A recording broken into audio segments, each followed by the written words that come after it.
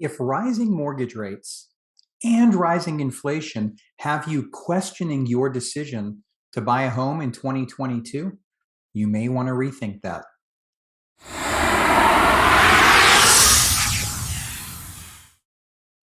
Hi, this is Andrew with the S2 Real Estate Team with eXp Realty. And I'd like to start by saying I don't say that you should question that decision in an effort to try and convince you that you should buy a home if you're not ready to. That's never my intent. What I do want to do is provide you some perspective and some additional information to help you make the best decision for you, because that's the most important thing here. And I have to admit, in the first couple of weeks of this year so far, me and my business partner, our phones have been blowing up from people saying, we've been saving, we've been putting money aside every month, wanting to make a purchase, considering buying a home, and now everything's getting expensive. Inflation keeps going up. Milk is more expensive. Going out to eat is more expensive. I mean, everything's more expensive. On top of that, you now have mortgage rates that are moving. So it makes people nervous, doesn't it? I mean, anytime there's a change or anytime something comes up where it starts to get uncomfortable, the stability's gone, it makes people nervous, and rightly so. I mean, even the Fed's changing their stance, aren't they? Surprise. Inflation, which they've been calling transitory, now doesn't seem to be so transitory. We're at 40-year highs on inflation, and they're talking about the supply backlog and the supply chain problems. I know we see it. You go into a store and they're out of just basic necessities quite often. So it definitely creates some uncertainty, and I can understand that. So today, as we look at inflation and we look at mortgage rates and we look at housing, I just want to share some thoughts with you, again, to help you make that best decision. Now, housing affordability has been talked about a lot over the past 12 months or more because home prices have been soaring. We all know that they've been soaring. So you get all of this different talk about, well, prices are going up so fast. We must be in a bubble. This must be happening. That must be happening. And I'm not going to go into the details on that today. If you're interested in more on any of that, simply scroll through the other videos on my YouTube channel. I've covered this in detail over the previous month. Home prices have soared because of supply and demand. There is massive demand and very limited supply. This year right now, here we are the second week of January, and the market's acting like it's spring already. I mean, it's absolutely flying. New listings that we've just put up for sale have been inundated with activity. So there is absolutely no shortage of demand out there. As a matter of fact, for many people that had been on the fence about buying, the interest rates going up, the mortgage rates going up, seem to have knocked them over the edge, and they want to jump into the market now before things get more expensive. And again, I can understand that completely because things are getting more expensive. But when we talk specifically about housing, the truth of the matter is that you need to live somewhere. Everyone needs to live somewhere. Everyone needs shelter. It's a basic need that we all have. And while there's been a lot of talk about home prices, there hasn't been as much talk about rent prices and what's going on in the rental market. And the truth is that home ownership offers stability and security that renting doesn't. And again, I'm not waving a flag here for home ownership, but it's just a few things to keep in mind. And it actually works as a hedge against inflation. And I'll touch on that more in just a moment here. But think about this from a rental perspective. According to apartmentlist.com, when they looked at rental rates in the United States between January 2021 and November 2021, they found that the median rent had gone up 17.8% in that 11-month period. 17.8%. Now, let's put that in perspective. a little bit of context. If you go back to the January through November period in the 3 years prior to the pandemic, so we're talking 2017, 2018, 2019, the median rent increase during that time was 2.6%. So 2.6%, a jump to 17.8%. So rent is going way up. So if someone's in a apartment right now, or even a house, if you're renting a property, as soon as your lease is up, you can virtually guarantee that your rent is going up.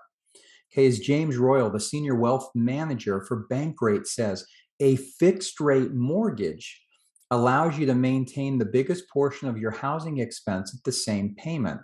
Sure, property taxes will rise and other expenses may creep up, but your monthly housing payment remains the same. Now, the important thing about that is what many people don't realize is it's scary. Everyone gets focused in on what's my home price going to do. I don't want to buy here and the price suddenly comes down here. They're focused in on that.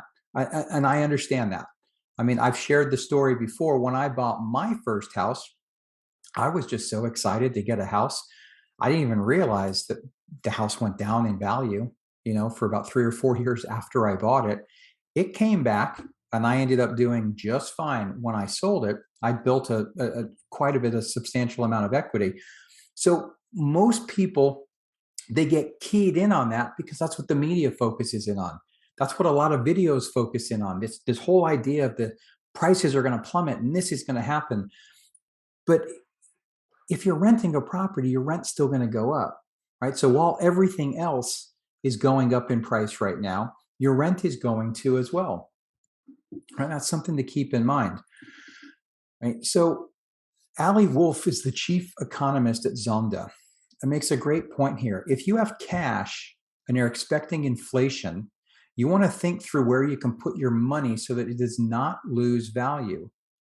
Housing is commonly looked at as a good inflation hedge, especially with interest rates so low. So let's think about that for a minute.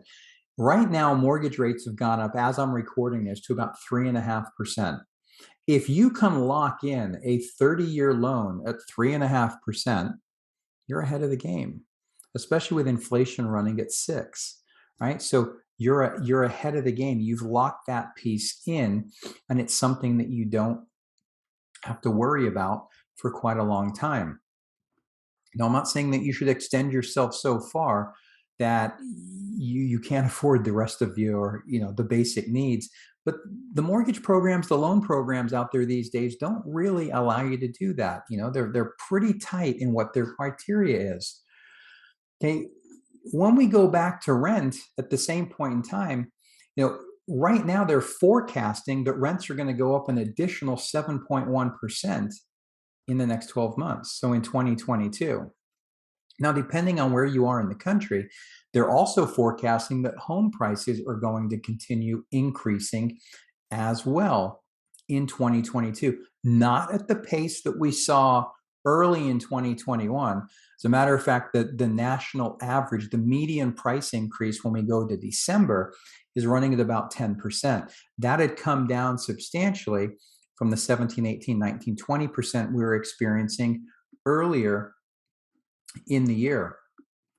The other thing to keep in mind, especially while this is going on, is the incredible amount of equity that has been gained in housing over the past few years. So CoreLogic, I touched on this last week as well, recently said that the average homeowner in the country gained about $56,700 in equity in 2021. You're not going to do that when you rent. So again, I don't say this to encourage you that now is the time to buy. After all, the last thing we actually need in the housing market right now is more demand. We need more supply. We don't need more demand. Demand is running just fine. But the calls that we've been getting as I go back to have been with people truly nervous. They're truly not sure what to do. Oh my gosh, well, with mortgage rates going up and with inflation the way it is, I just don't know where to go. Maybe I should just stay put and rent another year and see what happens. So again, all I really want to do today is share with you that Is that the best idea? Because in essence, you're going to be losing money. It's not easy to get into a house right now. I understand that. But if you can get into a house right now, then you're going to have an element of control over your expenses going forward. In a rising inflation or a higher inflation period of time, wages are going up as well. Okay, so if you can lock something in and get that solidified, you're actually creating more stability in your life and not less. You're not leaving quite as much to chance. Hopefully that makes sense. And if you currently own a home and you're not thinking about moving, it might be a time to consider an investment property, right? So especially some of the townhome and condo properties haven't gone up in value quite as quickly as the single family homes have, at least not in the areas where we work. So with that in mind, there are some opportunities out there, especially with rising rents. You can find that you could possibly use a home equity line of credit, lock in a really low rate, pull some money out, buy another property in an increasing rental environment, and have positive cash flow and be well on your way to creating additional long-term wealth. So hopefully these insights and ideas I share with you today help. If you have any additional questions whatsoever, or just a situation you want to talk through, there's never an obligation. Always happy to talk and just hear what's going on with you and see if we can't point you in the right direction and give you some additional information to help you make that best decision for you. We're more than happy to do it. You can give us a call at 888-447-9650 or send an email to contact@s2realestateteam.com.